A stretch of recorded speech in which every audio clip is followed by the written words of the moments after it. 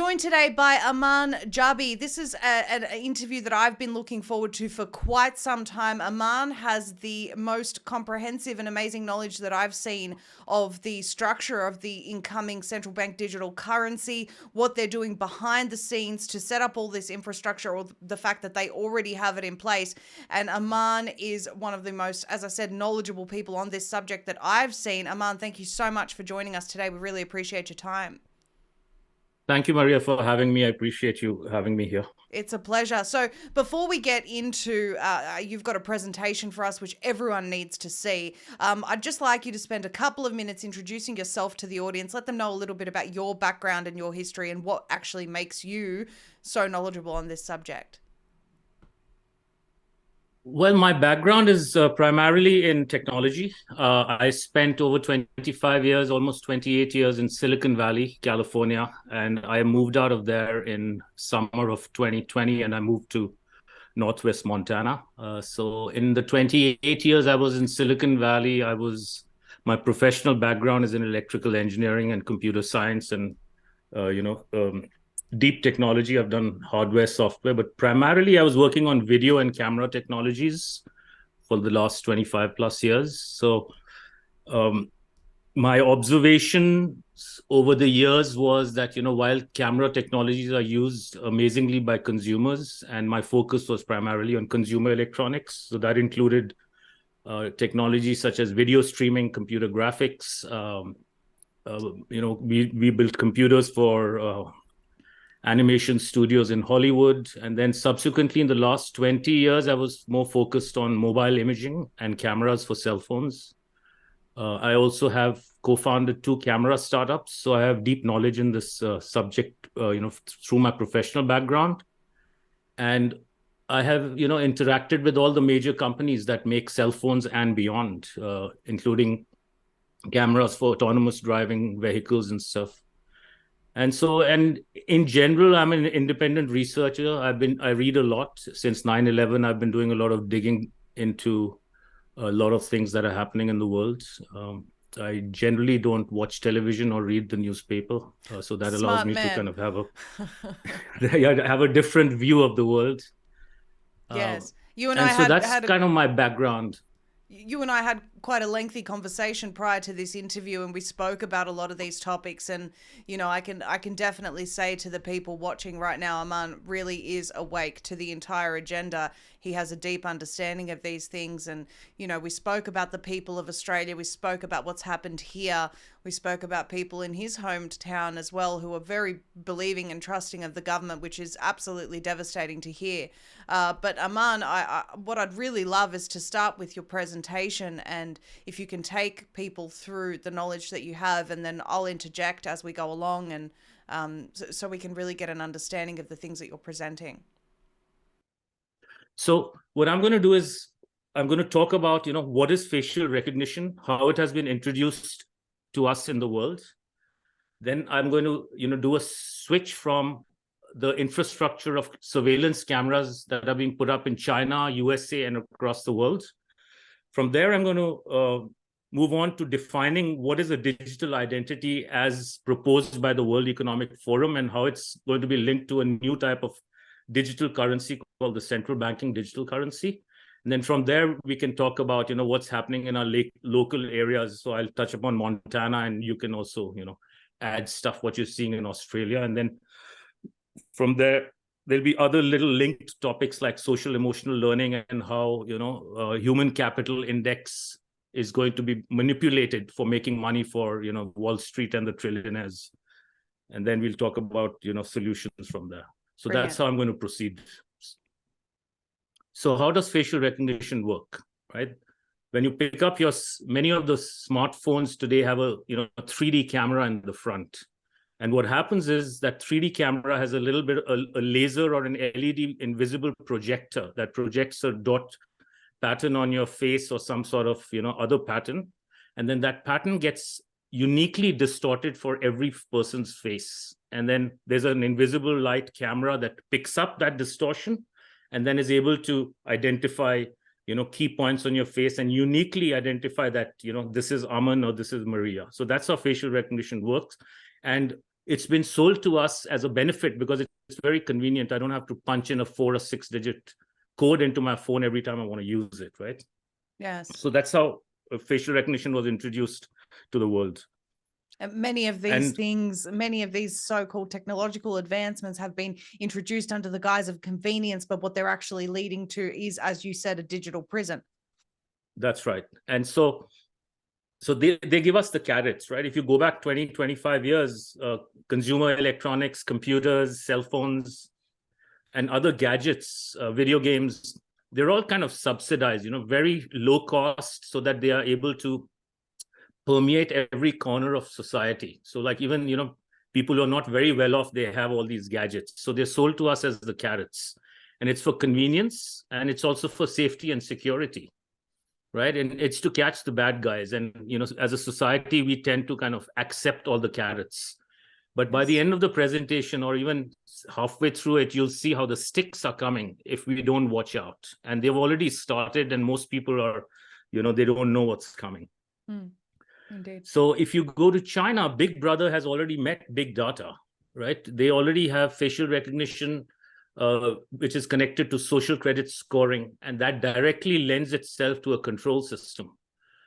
And they've already announced it in China for many years. I was in Shenzhen, China in 2019, 3 years ago, for an optical conference. And every corner you go, intersections, streets, buildings, indoors, outdoors, are just littered with cameras. And there are screens everywhere, and they are telling you that we are watching you. And we are watching you, and you will be okay with us watching you all the time. And so people have become very compliant in China. Right. And so you can then control the social credit system. It's like a feedback system on how people behave. And this is how compliance has been achieved in China. Now, they're already doing this in the Western countries. It's just that they haven't told us yet. So our social scoring has already started. Our carbon tracking has already started. I was in India recently, and when I got my receipt from United Airlines, it had a carbon footprint of 3.3 tons each way on the receipt. So yes, the conditioning's already started, and we're talking here in Australia about banks starting to notify you about your carbon footprint on your transactions. So that conditioning, you're absolutely right. We're already in that system. That's right. Right. So but the narrative in the Western media is that, privacy and freedom have gone in China. Right. And the social credit system is a control system in China. And implicitly, we in the West are free. But that's really not the case. But the narrative is there, and it gives people the illusion that all the surveillance being put up in our cities and our towns in the Western countries is for security and safety of the people. But what is not said is that per capita cameras in America are greater than in China. We have 50 million tethered surveillance cameras in the United States connected to the internet and therefore to AI. And by 2025, $2 trillion would have been spent on cameras and the surveillance infrastructure of smart cities. Right? London is ranked number 3 in the world in terms of number of cameras per 1,000 people. Right? So the infrastructure is in place and is expanding. So if people, look up and they keep their, wits about them and go out in your towns and cities, you'll see more and more surveillance infrastructure being set up, and it'll all be sold on the pretext of safety and security of the people. I didn't know London was ranked number 3. That's very interesting. That's right. And New Delhi, India is ranked number 1 in terms of cameras per square mile. Wow. So there are well over 500,000 cameras in the city of Delhi. So just think about that.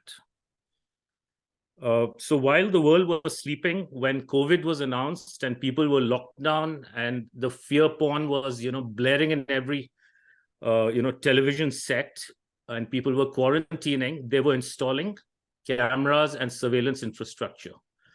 A report that came out earlier this year, by end of 2022, there will be 1 billion surveillance cameras tethered and connected to the internet in the world. And if you take mobile cameras and other cameras, that's greater than 20 billion data collection cameras in the world. So that is the kind of surveillance that is being, unrolled onto the world. And this is by the end of 2022. So these are not for, us. This is not just to catch the bad guys. This is much worse than surveillance. This is data collection. That means everything you do will be logged and tracked and analyzed, and then it'll be used as a feedback loop to change your behavior and compliance. And this is so think about that.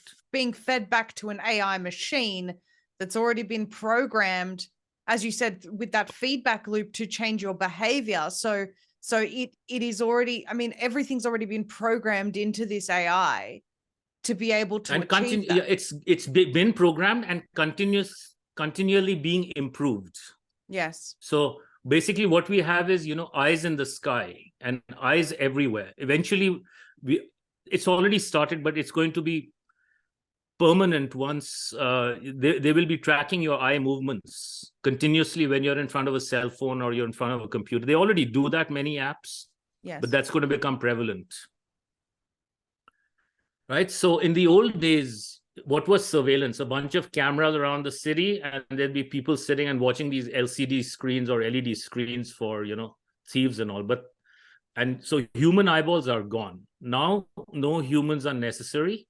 All the monitoring will be done by smart artificial intelligence security guards that are watching us at every moment. And so you're being, literally, they're listening in, they're watching, they're analyzing, they're logging, they're learning, and then it repeats the cycle.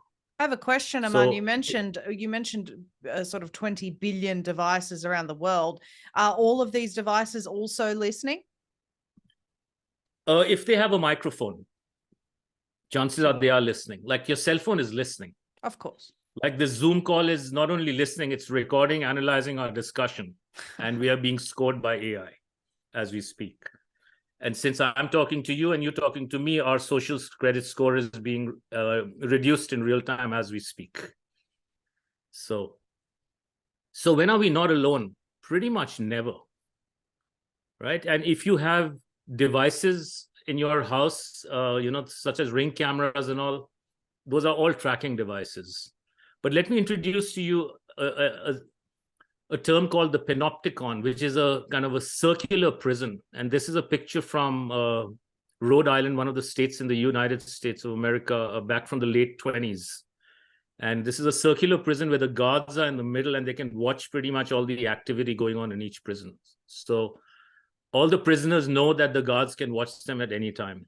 Where we are living is in a digital panopticon, right? And instead of there being security guards, there's computer vision, cameras with computer vision, and artificial intelligence.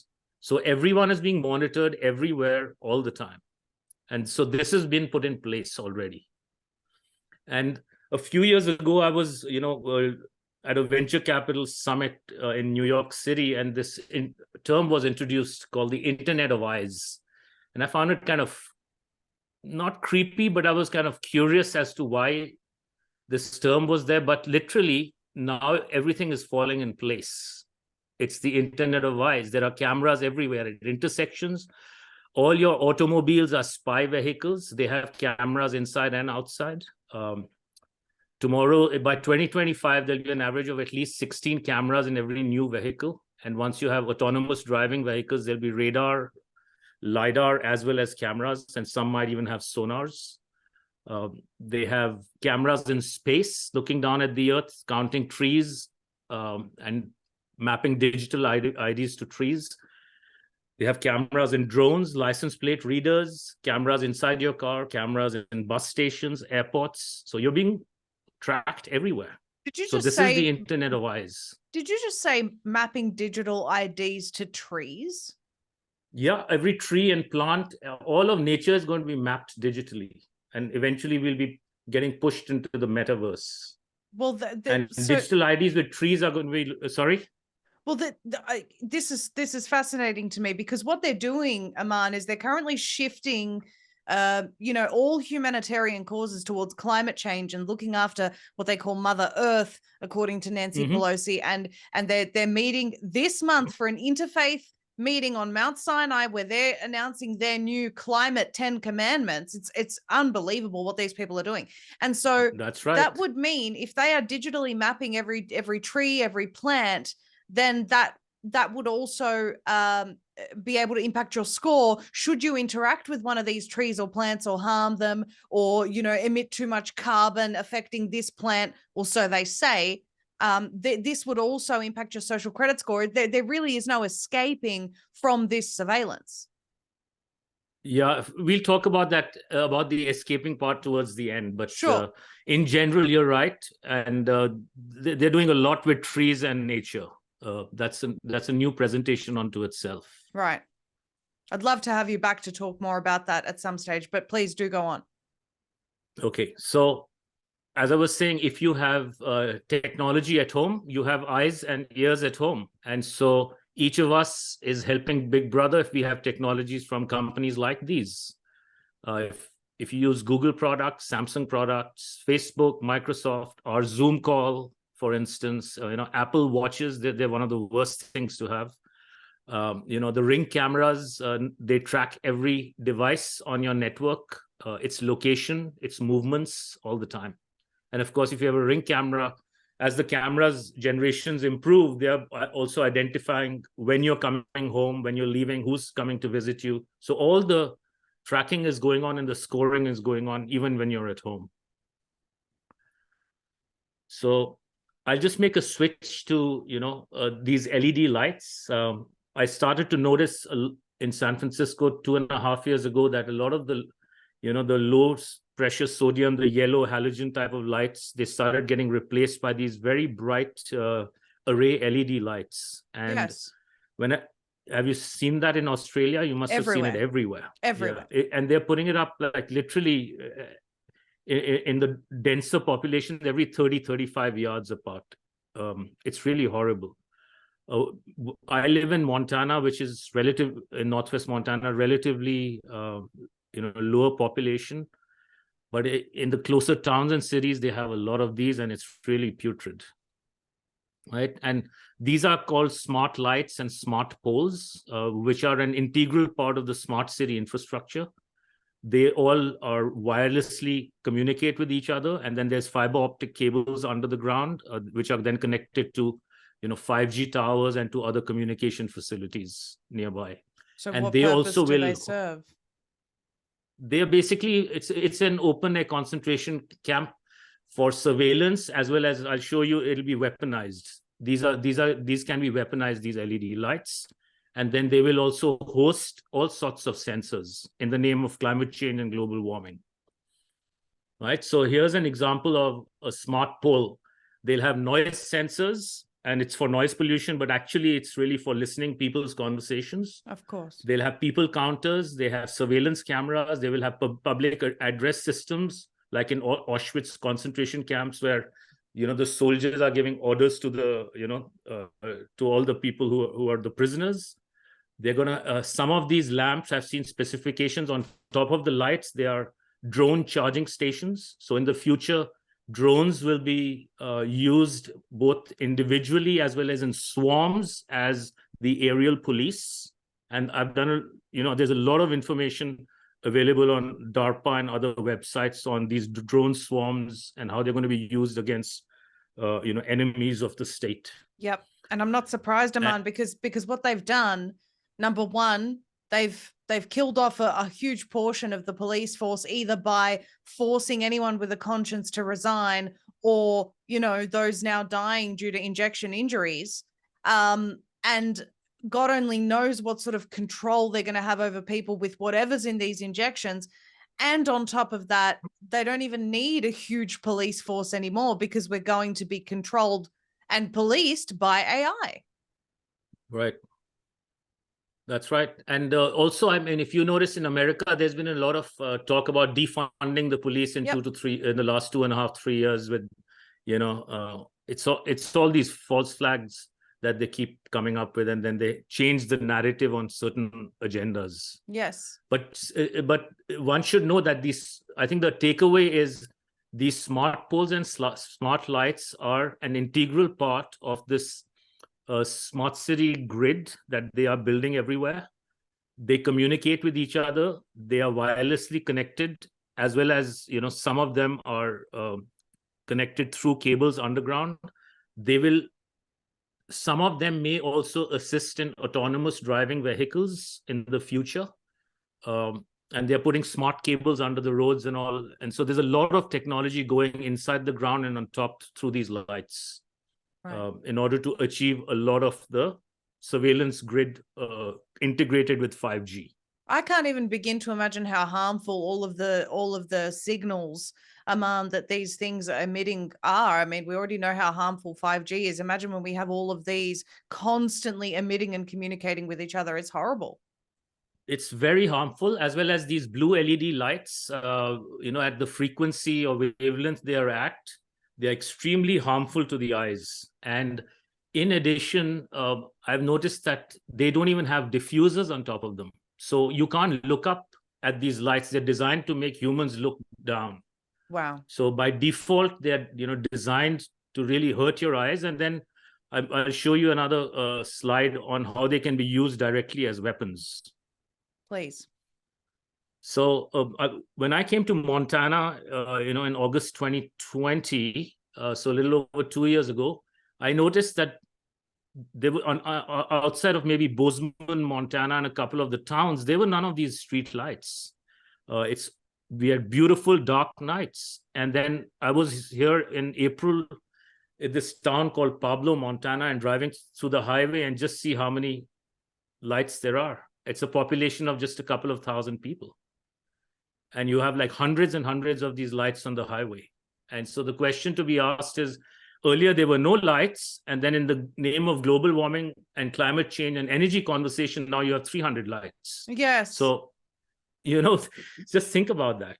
Yes, well, it's much like how 400 private jets arrived to a climate change conference to talk about CO2 emissions, Aman. The hypocrisy is just astounding, but they don't care anymore. They don't care how they appear. They're just brazen about it. It's in your face.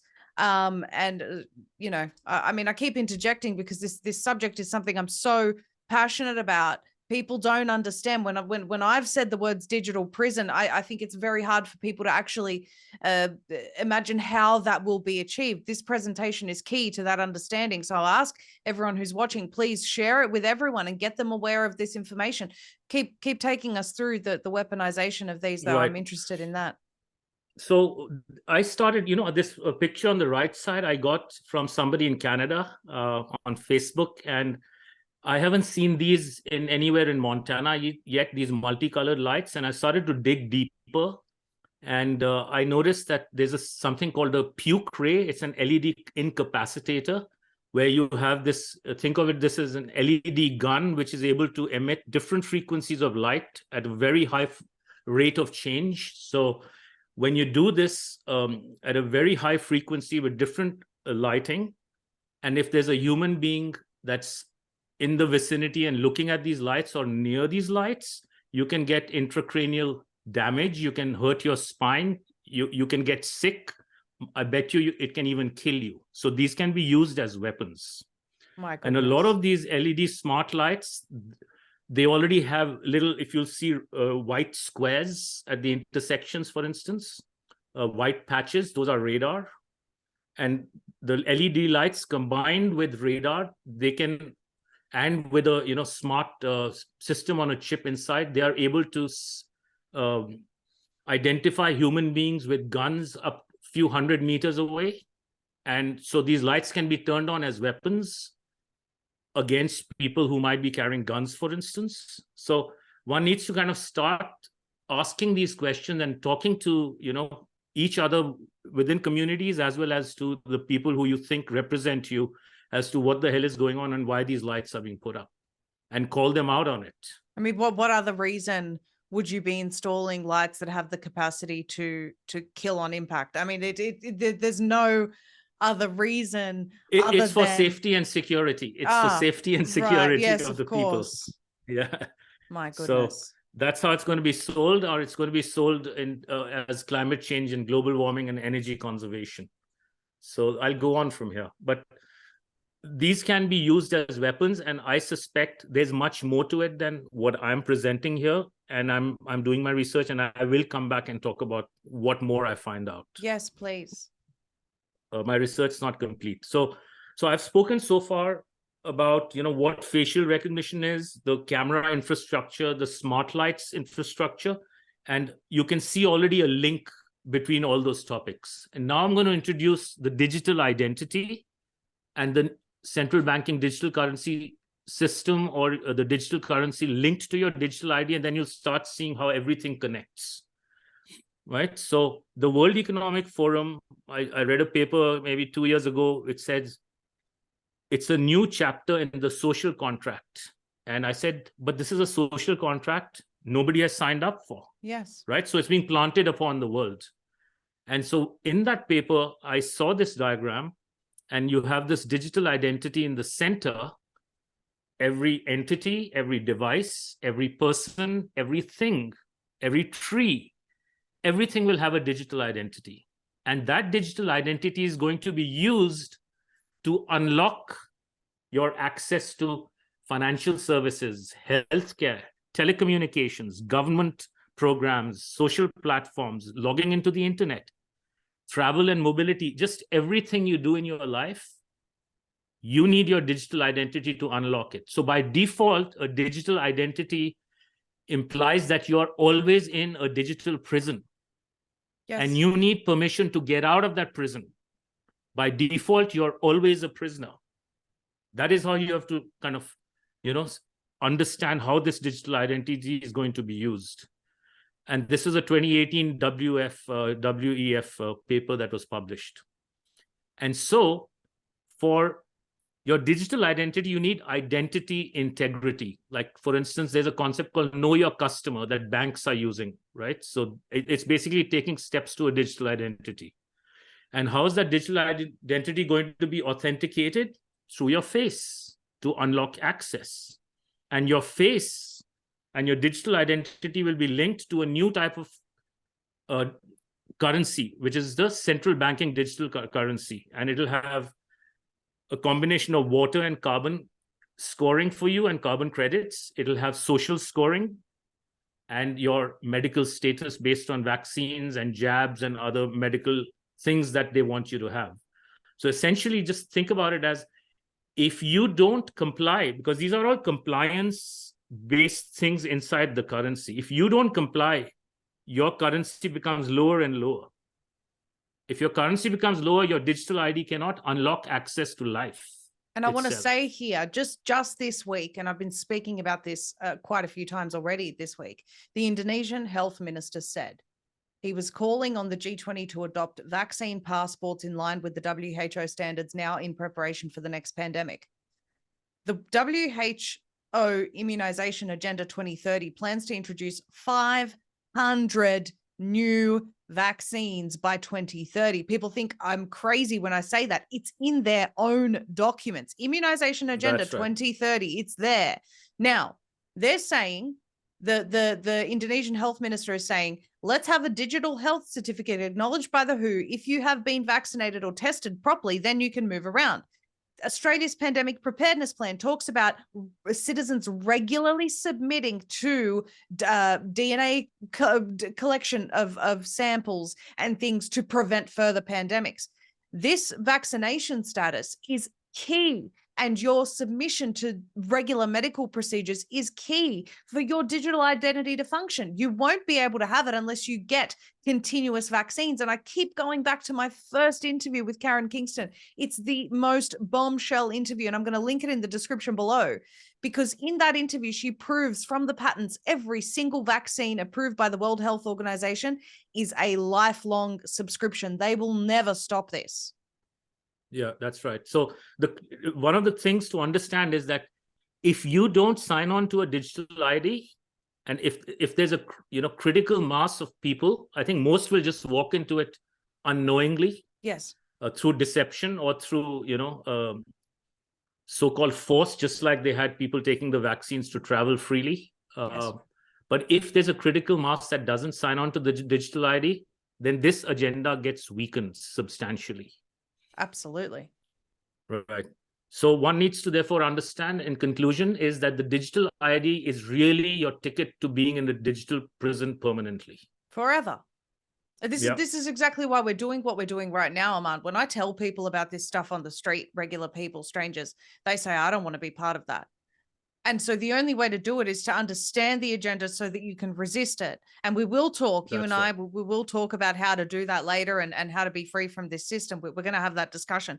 But first, we have to hit people with this is actually what it looks like if we don't say no.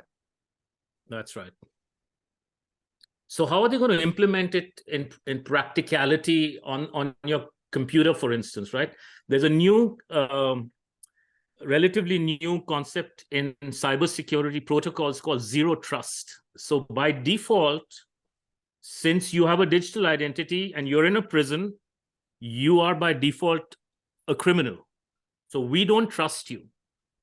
Every time you need to get something, access to something which you think is legitimate, even to buy food, by default, we don't trust you, and you have to prove you are you, and you have all the compliance metrics through your CBDC to be able to, access whatever you need to access.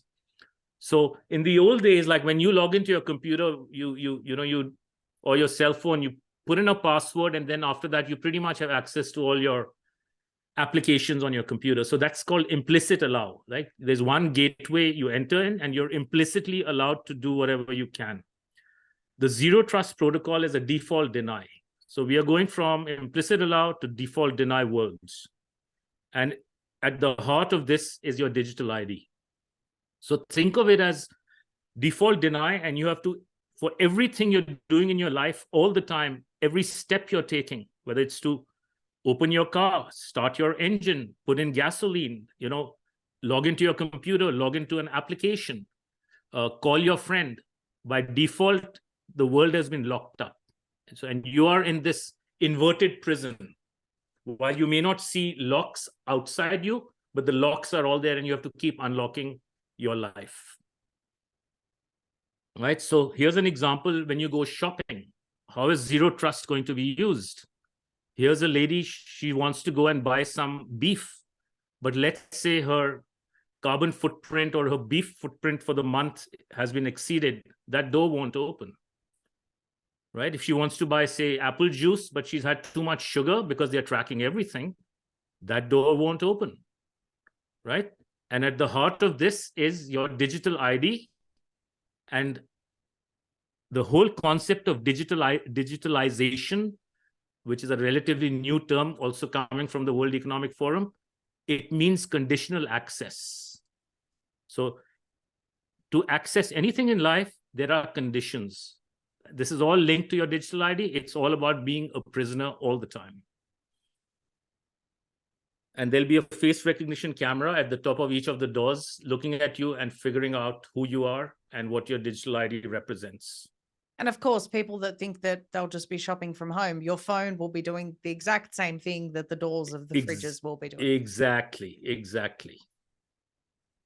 Right? So there's bunch of companies that have started. It's called IDaaS, identity as a service. There are face recognition as a service. So lots and lots of companies are building businesses around this. And every time anyone's face is in front of a camera, there's a chain of corporations making money, from camera companies to IDaaS companies to networking companies, cybersecurity companies, the whole shebang. And it's since human beings are everywhere, this is one of the ways that they have come up very creatively, that anytime there's a face in front of a camera, which is going to be most of the time since people are always on their devices, there's continuous chain of data and therefore money being made. Right? And there's another concept called geofencing, if people are not familiar with it, but it's really, it means that they can just think of it as an invisible fence around you or somebody at a certain distance beyond which you cannot go, right? And so your face and digital ID is going to be used for controlling your access by implementing a geofence, depending again on your, your currency, your digital currency, right? So where you can fly in the world, that can be limited. How far you can drive, that can be limited. how far you can walk. And this is related to your 15-minute cities or 20-minute neighborhoods. They can implement this. And they don't need guards. They don't need prison guards at the outskirts to stop you. They have the LED lights and the LED weapons.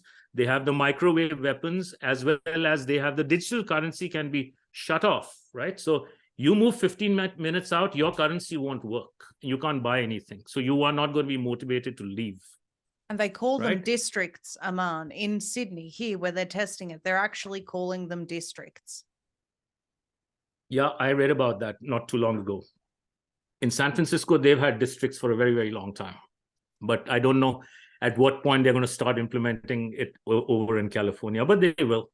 Oh, I of think course they the will. agendas are going full speed ahead in Australia more than any other country. You're not wrong. You're not wrong. Yeah. And you can also be geofenced in the metaverse, so to speak, right? So who you can communicate with, who you can text, who you can email, what you can read, what music you can listen to, when you can listen to.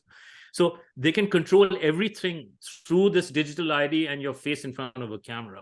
Well, a recent example of that is that in China, where they're facing, excuse me, the most draconian, most brutal treatment by their government at the moment with this crazy zero COVID farce that's being used against the people.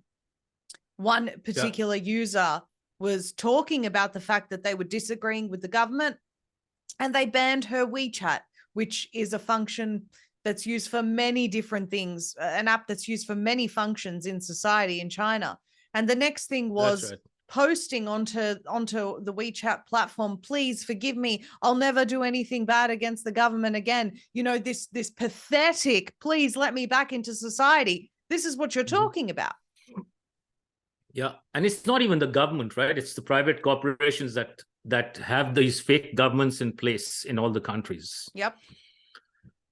Definitely. I want to ask you something. You mentioned forcing people into the metaverse. I've spoken about this quite a bit, and people think, no, they won't succeed with that. Hang on a second. We're talking about people that are so miserable. They can't even eat what they want. They can't go past their district. They can't do anything, essentially.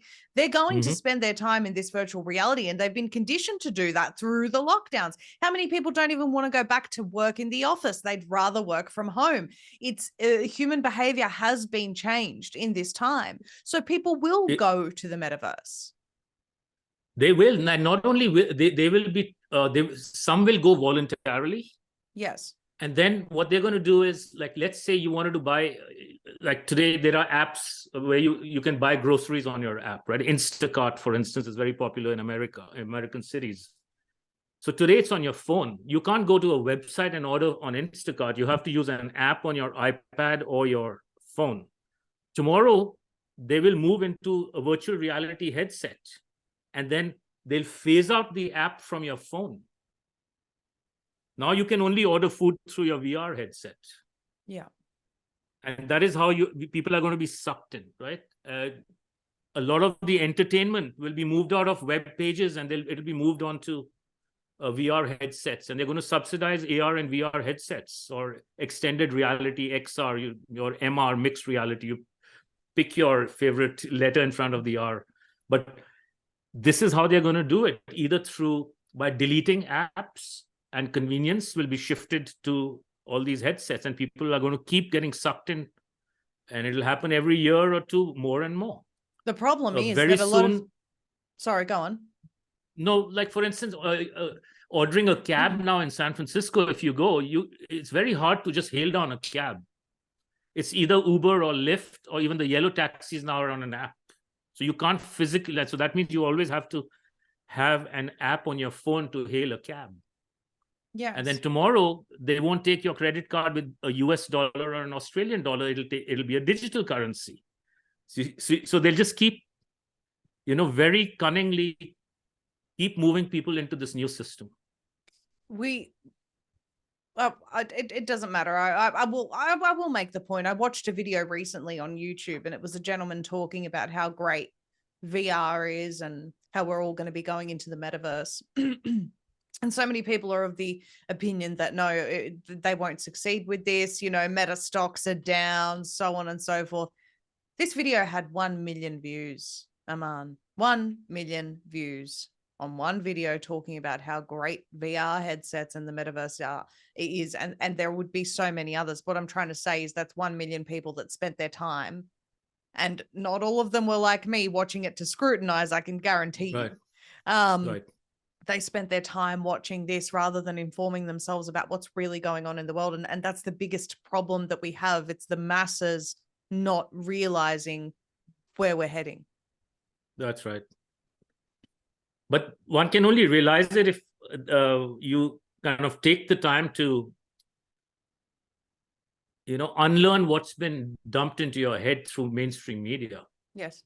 And if you cannot make that jump, you're not going to understand what's going on. I agree.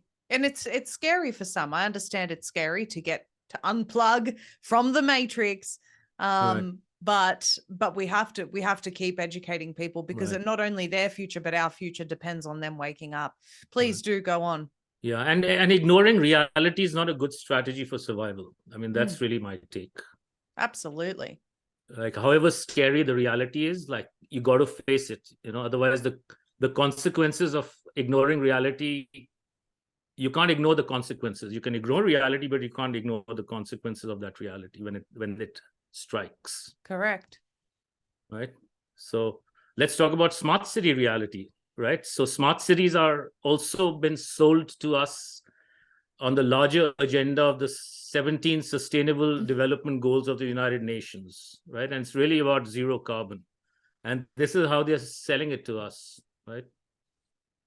Air quality, smart lighting, water management, noise pollution, traffic monitoring, etc. And it's really about limited mobility and no car ownership. Right? Smart lights will be used as weapons and surveillance and control of people. Water rationing, right? Speech surveillance. The microphones are not for testing noise pollution. Right? Traffic monitoring is really about tracking mobility. And electricity, gas, and heat will be rationed also. And they're coming for controlling all the energy in the world and rationing it. So the quality of life is going to reduce, even though all the SDG 17 goals have very cute, phrases that they use to improve life. Cute. So that's what they do, because these people understand the power of words and phrasing, and so they use these. Yeah, no poverty. We'll just make everyone poor. Yes. Right. Yes. No hunger. We'll just give everyone fake food and stop all the food production in the world. So it's just amazing. And yes, I know a lot of people who are in my family and extended family, and nieces and nephews, and they're all working on some projects on sustainable development goals all around the world, and they think they're doing great for the world. And it's just amazing. And at the heart of this is your digital ID, because digital ID with cameras, smart city infrastructure, the LED lighting, and 5G networks are all integrated in order to track all the activity of everything in and around smart cities. So just remember, your face and digital ID is at the heart of this and is required to make this successful. So what happens if someone says, no, I'm not going ahead with the digital ID, Aman?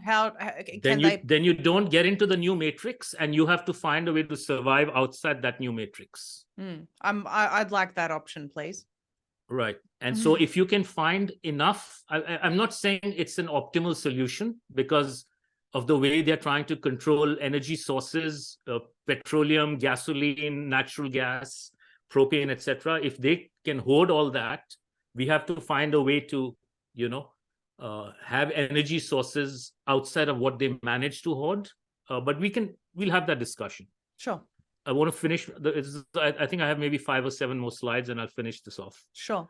But what I want to say is that, the Trojan horse is security and privacy, right? And inside the Trojan horse is your digital ID, which means total control and compliance, but it's being sold to us as security and privacy, right? In schools, what's happening in schools and for children, they have a concept for many years called social and emotional learning.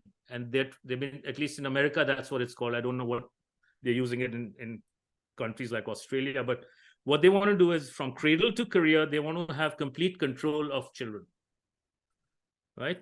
And so they are using cameras on tablets, on phones, on, inside homes, everything. Algorithms are screening for child abuse, for instance, right? And AI will decide whether you have good parents or bad parents. And if AI says, hey, I'm looking at this child's face, the child is looking unhappy and now has been unhappy for N number of days, 80% of the time, AI can send child protective, custody people to your house and take away the kid, right? They have this talk pedometer where when a parent is talking to a child, this is a product already in the market, being sold on the web. When the parent is talking to the child, it's recording what the parent's saying and then is scoring the parent. So if the parent is teaching the children that climate change and global warming is all one big BS hoax, their social score goes down, and then their score goes down with respect to how they're parenting their kids. Here's a little LED screen. It's We Play Smart is the company. They have this board game, and they have fisheye cameras looking at all the kids, and they can change what's happening on the board and the game based on facial expressions, so that you can manipulate kids' behaviors in real time. At the heart of all this is the digital ID, which is being identified through the cameras inside these devices. So child data is big business. And you must have read papers through the World Economic Forum where they talk about, human beings are extremely valuable and we need to find clever ways to extract maximum value from them.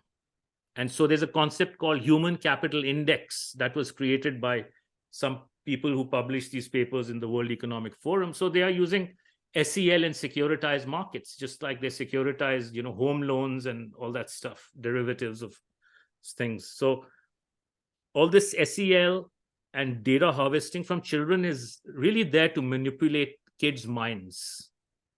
And here's an example of where they can take, say, top performers from a particular region in, say, Sydney, Australia. And what they do is they can bet on their predictive performance, or what they call pathways. Which direction will this kid go? And they can, make bundles of things called prodigy asset groups, and they can bet on it. And depending on the results, they'll make money. Wow. So they're going to use kids and their predictive, success or lack of success to make money. You can short it or you can make calls. They'll make even more money from the broken kids because there will be intervention. And they will be, they will have mental health issues with kids and all. They're going to make even more money. And so there are more pathways and more predictive analytics and stuff. So, and this is exactly that statement that said data is the new currency. This is what this human capital index is. Data is the new currency. That's right. Or data is the new oil. There are many different phrases being thrown around the world. But really, all this is using cameras and observation from the cameras that capture the faces of these kids and their eye tracking movements and their facial expression, etc. Then manipulate what's on their screens. And so it's a management and control system. It's not about knowledge. So if people are sending their kids to schools, know what you're sending them for, because it's not a good idea. Absolutely. Right. And then in April, for instance, there was an announcement where the multi-stakeholder internet governance, so it became a global internet, and the World Economic Forum and United Nations and the international bankers, they took over the internet. So at some point when the digital ID is fully unrolled, if you don't sign on to a digital ID, you won't be able to communicate. This will be all linked to the zero trust worlds. Yuval Noah Harari says that you will find it impossible to interact in our world. He says in our world. That's without right. Everything he says is true. Everything he says is true.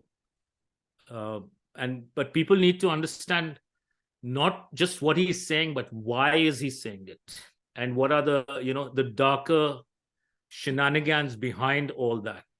Yes. Right. So again, yeah, as I said, without a digital ID, at some point in the next few quarters or few years, we may not be able to communicate with each other through the traditional means of the internet. So when I came to Montana, I've been trying to raise awareness by talking to a lot of people, and I've also tried to kind of talk to the Montana state legislators that facial recognition is going to be directly related to loss of freedom, because I started seeing cameras at intersections coming up in all the major towns. Smaller towns, there aren't yet there, but they will come. Every retail store, hospitals, facial recognition cameras there. Smart city lights are on all the highways, parking lots. It's really horrible. There's a study on facial recognition technology happening in our state legislature, and I have spoken there and communicated to them that it's one big red herring, because banning facial recognition through government is not going to stop facial recognition, because it's all happening in private corporations, and Yes. it's happening in the cloud outside of the state, on Google servers and Amazon servers and Facebook servers and beyond. So this is just to give the illusion to the people, because people who are blindly believe in government, that there are some free people in government that are going to save us from facial recognition and digital ID. They keep going here and saying, please, ban facial recognition in Montana. They don't understand that it's nothing to do with banning it in Montana. Right. Here are a few pictures I took locally here, in the Flathead Valleys, the area that I live in. They're all over the place. In retail, now they have cameras on every checkout counter in the major retail stores. They're looking at all the products you're buying. So I know a lot of people are saying, use cash, use cash. You can use cash to some extent, but they're still tracking your face and they're looking at your product. So they already know what you're buying, even though you may not use a credit card. Here's facial recognition cameras. I went to check out a Walmart store, which is one of the major retailers here. At every entrance, every parking lot, LED lights, more cameras, side entrances, and they're like literally cameras on the ceiling every few feet. There's a company called Clearview AI. I believe it's in the US, which is collecting, tens of billions of images of faces around the world, and they're building a predictive. They're basically building a software for predictive policing and pre-crime using their images. Pre-crime. Of course, it's pre-crime. Yeah, it's pre-crime, right? And That's pre-crime, right. pre-crime is part of that human conditioning where they now say something that's completely normal. For example, eating too much meat is now a crime, and you displayed a behavior that could potentially suggest that you were about to commit a pre-crime. This is how far this goes. And so actually it goes further. It goes further. So it goes further because this is based on predictive analytics, right? They're already starting prescription analytics. So they can predict what they want somebody is going to do, but they can also prescribe behavior through control of what's on your screen and other things, and what's being shown on your screen, your Instagram feed or whatever. So it goes on and on and on. Yeah. Yes. So who are these agencies? Basically the stakeholders, right? And there's another company called ID.me that is doing public. It's like a public private partnership, what they call P3s. And it's partnering with all the state governments to authenticate and prove that you are you before you get your, social security check or your health coverage, etc. And their tagline is "No identity left behind." So it's for equity and inclusivity, your digital identity. The same thing that the World Health Organization Immunization Agenda 2030 says, no human left behind. vaccine right. equity, vaccine equality, the same language. Yeah, the same language, and it's so easy to, it's so puke worthy, as I say. That Yes. language is so puke worthy, and it's so repetitive, and it is so transparently bullshit, pardon my language, but it's really amazing. I don't disagree with you, Aman. I don't. Yeah. It's So unbelievable. this is what they're doing now. If you want to get these services through state governments, not only do you need a password, they ask you to upload your passport or your driver's license, and then they make you take a video selfie and attach it before they authenticate who you are. That's the kind of stuff they're doing now. Yes. And just for everyone thinking, you know, with every little step, with every little increment that has happened, Aman, people think, oh, well, it's just technological advances. Oh, I don't want to do this, but, you know, for the sake of just getting it over and done with. And meanwhile, they're collecting a database on your behavior that's going into the most advanced AI systems that you can't even fathom, to engineer and change your behavior. And for the people watching this broadcast, they're definitely people that don't want to be controlled. So I know that they'd be keen to remove themselves from these systems ASAP. But the problem that we face, Aman, is that we need broadcasts like this to understand the level of the agenda. So how do we get around this? So we're coming there. I think once we accept a digital identity, it's game over for humanity. Because what we are doing is we are going to go from, so currently we are also in a slavery system. Many people don't understand that. But since they've given us the illusion that we are free in some Western countries and maybe some other countries, we generally believe we are free, even though we are not. But we are currently in a debt slavery system. Yes. And what is being introduced is an identity slavery system. So there's a transition happening from debt slavery system to identity slavery system. And a lot of the truth movement is trying to fight to stay in the debt slavery system. And that's not the right answer. Because this system needs to crash. The level of corruption and deceit has reached levels unknown to modern humanity.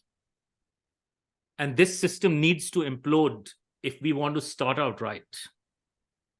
That doesn't mean we go into a worse system, which is the identity slavery or the new Agenda 2030 system.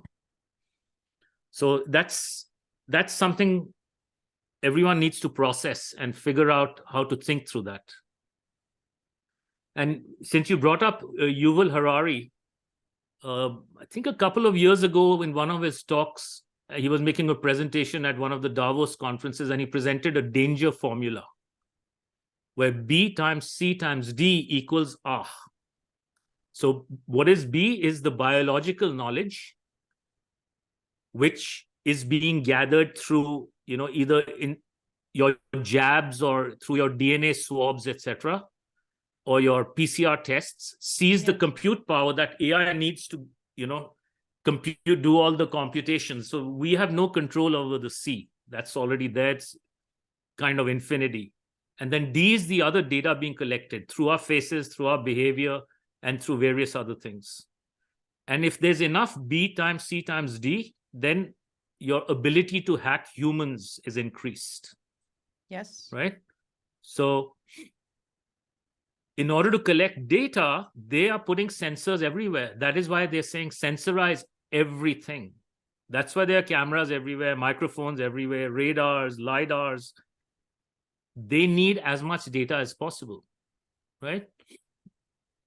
So the beast, like, if you're I'm not a Christian, but I have a lot of Christian friends, and they believe in the whole, the beast system. Yes. But really, it is a beast system, whether you take it religiously or, practically. It's a beast system that is being unrolled. So AI is the beast. The beast needs food. And the food is data that comes through all these data conduits or sensors, through the, the smart cities, through cameras, through the 5G networks, autonomous driving vehicles. So the only way to starve the beast is to remove the data conduits. You cannot stop the data because human beings are going to continue doing what they are doing. Yes. So, but what we can do is get rid of the sensors. And if we can achieve that, we make a serious dent into this beast system, because that's where the beast is getting the food. It's very important to understand that. No amount of laws, legislation is going to stop this. It has to be done by the people. I agree. The answer has always been the people. Yeah. So just to summarize, cameras are used to take pictures of your face, videos of your face, and identify you through facial recognition, which is sold to us as security and privacy. Your facial recognition directly links you to a digital ID, which is linked to a central banking digital currency, which your currency is actually, people have heard the term blockchain. All the data about you is sitting on blockchains in the back, and it's linked to your digital ID. So literally, the blockchain linked to your digital ID is your digital leash. This is your digital prison. And this will result in the final lockdown of the human race if we allow this to happen. The final lockdown. We may just call this interview the final lockdown, Aman, because you're absolutely right. This is the nail in the coffin for humanity. That's right. It really is. Have we got more slides to go through, or just I think it's the last one or two. Sure. That's it. Go for it. This is what I present here, a call to action. I try and talk locally to groups here, different groups in Montana. I spend more time meeting people and getting groups together and talking to them in person than I do online, because I believe that your local groups and communities is where you can make a difference much more than you can. Online is good for getting the information across. So, and there'll be more people that will learn, but the action has to be local. Right. So this is what I basically present is, at the very least, look up and observe. They're putting all this infrastructure in place, and they do it incrementally, and they do it overnight. But everyone needs to understand what's being put up, the rate at which it's being put up, and why it's being put up, and what will be the consequences if we don't find a way to undo all this. Right? Parents need to understand what's happening to the kids through this, the information I presented, and dig even deeper. But cameras are coming up everywhere in schools, colleges, parking lots, hallways. They are being monitored inside the classroom, outside the classroom. And the question to ask is, who installed, authorized, and funded this surveillance infrastructure? I know, but I think that question needs to be asked, and people need to, figure out the answer for themselves. Because once you get onto that path to finding these answers, you learn a lot and understand how this agenda is being unrolled. And I truly believe that the more knowledge that you have about this is why I always say to people, I know that the information can be overwhelming, but you said it at the beginning, Aman, if we don't face reality, we can't do anything about it. And we have to come to terms with what's happening so that we can empower ourselves and take the necessary action to be independent of this system. Now, we're going to talk about a couple of those solutions as soon as you're done with your slideshow. I want to also show an article from Forbes to the audience, and I want to get your take on this, Aman, but please finish your presentation first, and then we'll get into that. Yeah, so essentially, I basically tell people, we, the people, haven't asked for these monstrosities, and we don't want it. So why are they being put up? Yes. Right. So in conclusion, there are silent weapons that are pointing at the human race all around the world. And there's an infrastructure being put into place where we will be in invisible chains permanently. And we need a critical mass around the world to recognize this and do something about it. And that concludes my presentation. I agree with you 100%. And we thank you for sharing that with us. Okay, so I want to take people through this article from Forbes. You can't see it on your screen at the moment, Aman, but I'll read it out. It's an article from 2016 World Economic Forum. Welcome to 2030. I own nothing, have no privacy, and life has never been better. Ida Orkin. And she goes on to say, welcome to the year 2030. Welcome to my city, or should I say our city. I don't own anything. I don't own a car. I don't own a house. I don't own any appliances or any clothes. It might seem odd to you, but it makes perfect sense for us in this city. Everything you considered a product has now become a service. We have access to transport, accommodation, food, all the things we need in our daily lives, so on and so forth. First, communication became digitized and free to everyone. Then, when clean energy became free, things started to move quickly. They talk about all this great stuff. Sometimes I use my bike when I go out to see my friends. In our city, we don't pay rent because someone else is using our free space.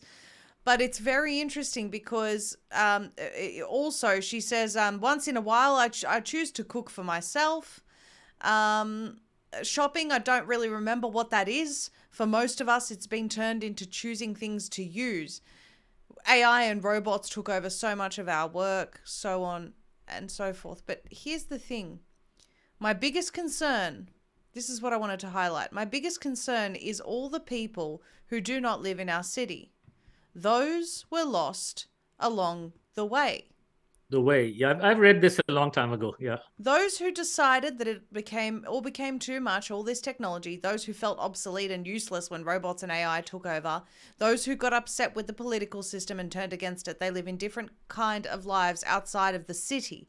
Some have formed little self-supplying communities, others just stayed in the empty, abandoned houses in small 19th century villages. Now, I want to get your take on this, Aman, because I don't know.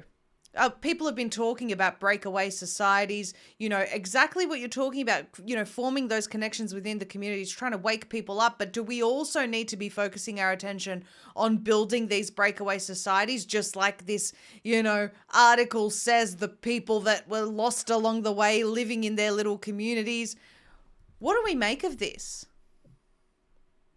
That's a more complicated kind of discussion. I mean, you can. The point is that let's say you form a community of, say, 30 people or 50 people, right? We are going back to the Stone Ages to some extent. Like, let's say you build a commune and you are able to grow your food and you're able to sustain yourself through firewood and heating, depending on where you are, and you have a well where you still have access to water, but they're trying to take that away. It doesn't solve the problem. You see, what you're doing is you partly help them achieve their agenda for yourself, because without an automobile, without gasoline, you are not traveling way too much either. Right. And you are not going to have access to their electrical power plants getting electricity in your home. Right.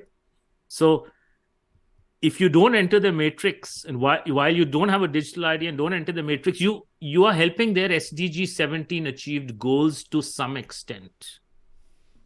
Because we are all going to be poor in that new system. We are all going to be relatively more hungry in that new system, etc., etc. So I don't believe that is the true answer. It may be a temporary answer. I think where I'm thinking is there's a lot of things to connect, but I think it's really important for the people who are on the journey to learning the truth to understand how we came to where we are today. That's really important. Because if we don't understand that, then after all the turmoil that's going to happen in the coming years, and say for the people who come through alive, can we build a better world? But we can only build a better world if we understand how we came into this horrible place in the first place. And this has been a multi-generational, multiple 100 years of treachery and deceit and trickery that has allowed us to arrive where we have as a human race. and as a civilization. You're absolutely right. And I've often said, if we're successful, we need a complete restoration of the way that our societies operate. We need new education systems. We need new financial systems, whatever. The entirety of society has to be rebuilt without the influence of big pharma, without the influence of big tech, and perhaps for some time returning to the Stone Ages. So be it. We're adaptable human beings. We can make it happen. But Aman, your solution at a local level is one that I really respect and appreciate. So just talk to people a little bit more about what you're doing at a local level and how they can actually start doing this in their own areas. Why is this the most powerful way? It's okay. Okay. It's not necessarily the most powerful way in every place in the world, but it's powerful enough to some extent in where I am. I live in a northwest part of Montana. Population is relatively low. I'm in the Flathead Valley. I think my county is probably a few thousand people, not even 10,000. Maybe it's 10,000, 15,000. The entire Flathead Valley of, few hundred square miles is only 100,000, 120,000 people. I have had direct access to my county commissioners and my sheriff, as well as Montana state legislators. So, I've been able to communicate with many of the right people. In the process of communicating with them, I have discovered that none of them have the power to do anything. I have also come to the conclusion that they don't represent the people. So I think I said in a previous interview with Kate Mason, also to Australia, that I don't believe that any of the Western countries or any of the countries in the world, is there any corner where there is legitimate representative government of the people? Yes. They're all corporations. Everything has become a corporation, and it's been done through treachery and deceit and through the deceitful words used in commercial law over the several decades. So all our so-called governors and senators and Congress people, they all work for private corporations. So when we go to elections and vote, you're not really voting for your representatives. Yes, you're just voting that system that's already set up with you're voting within the corporation, so it's all hogwash. So they give you the illusion that you live in a free country and that you should vote. But voting also is implied consent. So think about that. So the solution then is massive education at a community level with people. Massive understanding of how this was done to us, and then take back the power as the people. And it starts at a local level. So imagine if you're living in a place with, 500 people, a small village somewhere in the middle of eastern Montana where the population is even lower. Demonstrate that you can build a legitimate form of, I don't even like to use government, right? But a legitimate, structure of how to live well, and then people will duplicate that, and then there'll be links between these groups, and within those links, then trading can start, and we can, with the amount of knowledge that we have already accumulated through history, we will develop into a more advanced society at a rate unprecedented to human civilization in the past. Absolutely. And we've done far more research as well, especially in the past 2 years, and become familiar with all the areas of corruption, become familiar with how incompetent and sinister the pharmaceutical companies are, with how much government just does not function at all as it should. I mean, this is achievable. What you're talking about is achievable, but it requires that mass awakening. And this is what the truth movement is continuously calling for. Mass awakening. Keep going. Keep educating people. Our lives and theirs depend on it. That's right. Your freedom depends on mine, and mine depends on yours. It's astounding, isn't it? Yep. Aman, I know that you said that you've been off social media for some time. I mean, not as active as you used to be. But if people want to follow your work, where can they find you? Yeah, I'm not as active. I got onto Facebook actively, a little actively only in March or April timeframe, but I'm not terribly active, but they can find me on Facebook. I have an Instagram account, but I really don't. I stopped posting on Instagram about a year ago once I started getting censored so heavily there. So I just stopped posting stories there. Twitter, I had a very healthy following, but my censorship level is so high that I've stopped using Twitter altogether.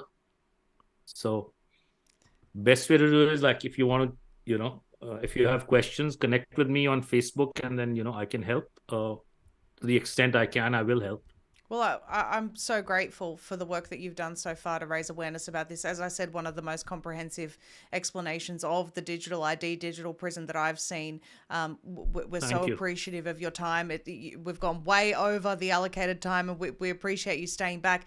And I'd really love to have a follow-up discussion in the future, Aman, to really, about some of these other topics, the LED lights and whatever else it is, because as we said, mass awakening requires mass understanding, and this is what we're trying to do here. Aman Jabbi, thank you so much for your time and everything that you're doing. Thank you so much for what you're doing too. Have a good night. You too. Zeee Media is proud to announce our limited time partnership with Gold Stackers, Australia's leading dealer of gold and silver bullion. In such uncertain times in the market, many are switching to lasting physical assets like gold and silver rather than depending on the crumbling financial system. Gold Stackers is an Aussie partner you can trust. They have a huge range of available gold and silver at competitive prices, a friendly, experienced team on standby for all of your questions, are family-owned and have been specialising in precious metals for over 40 years. They're looking forward to helping anyone that has come through Zeee Media, so click the link in the description below or call 1300 618 363. Let them know you've come through us and secure your wealth today. Head to Survival Supplies Australia, a Zeee Media partner, today to prepare you and your household. They have the most comprehensive range in the country for all of your survival needs, including long life food, emergency 20-year life water, alternative power sources, and so much more. Head to the link in the description below to let them know you've come from Zeee Media.